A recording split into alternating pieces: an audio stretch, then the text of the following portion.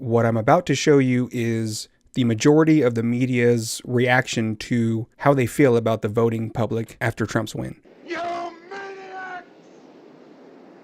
You blew it up! Oh, damn you! God damn you all to hell! Hello, everyone, and welcome to Discourse Politics. All joking aside, the media's reaction at first was surprising. At least the media that leans left, which is the majority of the media.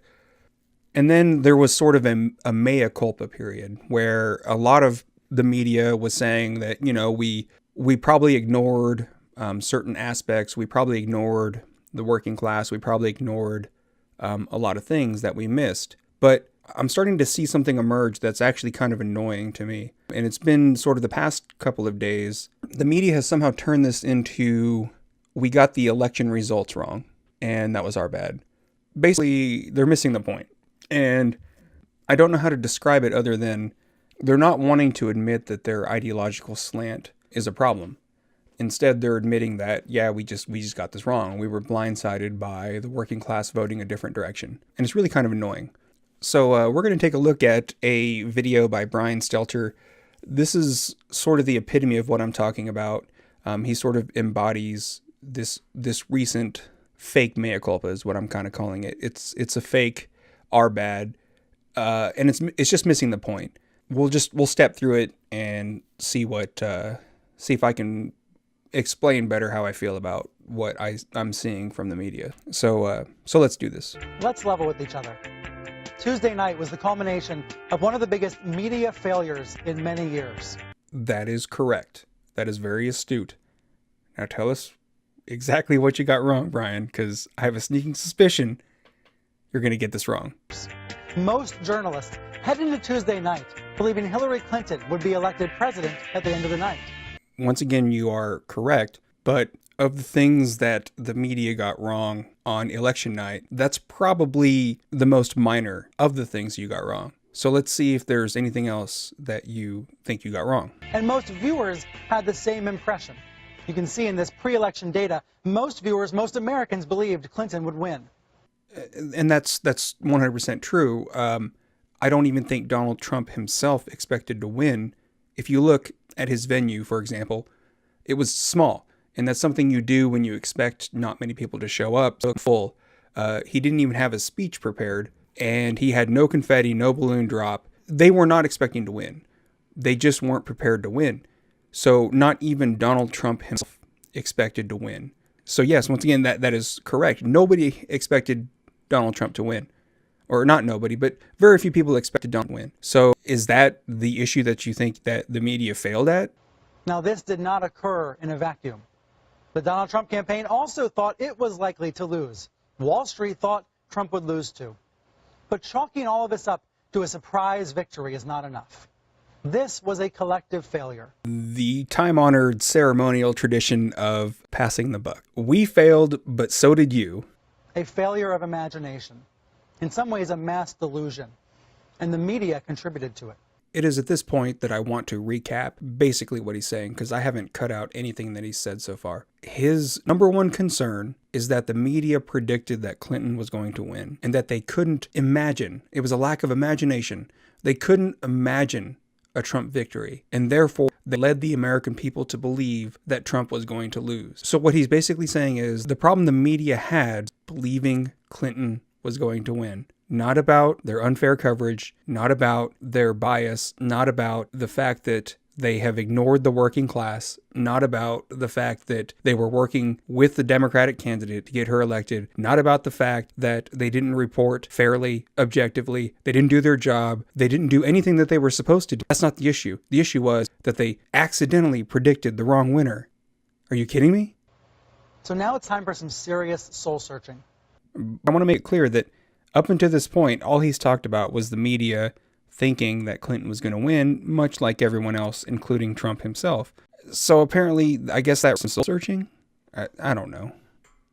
But the best part is, then his analysis is just terrible, what he's about to say. So let's get into that. Look, I don't subscribe to the argument that TV networks gave Trump too much attention, and that's the main reason why he's president.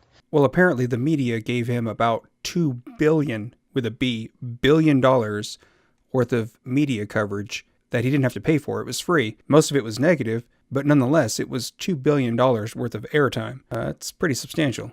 Nor do I subscribe to the argument that reporters ignored Trump's America. You absolutely did that. You could not hear Trump's message. You couldn't hear the populist tone.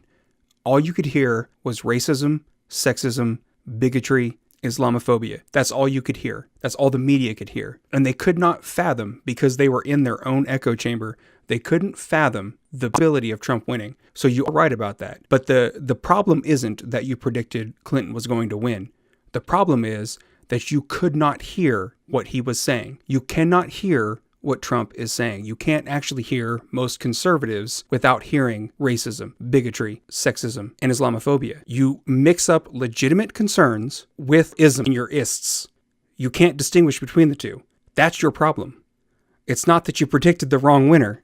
And I can't believe that the media somehow landed on this when at first they actually talked about the populist message. Now all of a sudden they're pulling this, oh, well, it's not really us. I mean, it was just, we predicted the wrong winner, and that was kind of wrong of us. No, you can't hear a conservative message. You actually cannot hear a conservative message. Much like Fox News can't hear a liberal message. There were outstanding reports and eye-opening cable news debates this year. But I know that some of you watching right now are having a very hard time trusting this channel and every other news source. Let me break this down for you, because you don't seem to understand what's going on here. So you have media outlets, and those media outlets pick who their favorite candidate is. Then they rip apart the person they disagree with, and they bolster their... So whenever something bad happens, they sweep it under the rug if they agree with the candidate, and then they enhance it if they disagree with the candidate. And they can't see outside their own echo chamber, and they stay inside that echo chamber. And that is why the media is at its lowest trusted point in the history since they've been asking people, hey, do you trust the media? The overwhelming majority, I think it's somewhere in the mid-60s, say, no, I don't trust the media. Because you guys pick a candidate, and then you obviously think it's your job to make sure to protect ourselves, to bolster one candidate that you think is better for this country than the other. That is the problem. It's not that you picked the wrong winner. It's not that you predicted the wrong winner. It's that you pick a person, and then you bolster that person, and then you decide the other person is whatever. And you can't think outside of your echo chamber. That's what the problem is. You create echo chambers for other people, and you can't see outside your own echo chamber. So we on the other side of the screen over here have to reckon with that. Not just for a week or two, but for the long term. I have heard from thousands of you this week on Facebook, on Twitter, on email, all over the place. And some of you feel like the media paved the way for a madman to become president. Others of you feel like journalism is completely irrelevant now. Still others of you feel like the media bias tilted the race in one direction or the other. Well, obviously you didn't tip anything. The working class heard your message, they rejected your message, and they went a different way. That's really the only vote that changed this election cycle. It's not really that you're irrelevant, and it's not that you swung the election one way or the other. Your analysis is terrible. How is your political analysis valid? How are you even on frickin' TV? God, it's annoying. Many of you are wondering who and what you can trust. You can't trust anybody. It's hard for people to put their bias aside. It's just become acceptable for the media to just wear it on their sleeve. So the bottom line is there are lessons to be learned if we are willing to learn them. I'm going to go out on a limb and say that since you whiffed your analysis, that you don't even have the right questions in mind in order to actually hear the correct message. And the correct message, I'll just give it to you in a nutshell. You have to fight your own bias, and you have to step outside your echo chamber. because somewhere along the way, the media forgot that they were supposed to be objective. It's extremely important for our society to get clean news. All the media has failed at this. That's really about it. It's just this simple: fight your own bias. And as always, thank you for listening. If you like what you heard, hit the thumbs up button and subscribe if you haven't already. You'll be happy to know that I'm getting better if you're actually concerned about that. For those who are out there thinking about my health, I decided to re-put a deadline on finishing my Black Lives Matter versus All Lives Matter video, so it should be out. My goal is to have it out on Sunday. It's hard to put myself back in that mindset after being out of it for so long, so I'm gonna have to redo my script, redo my analysis, just to take a fresh look at it, because I'm not in the right mindset to do that. So I'll be doing that here shortly, and that's about it. Thanks for listening.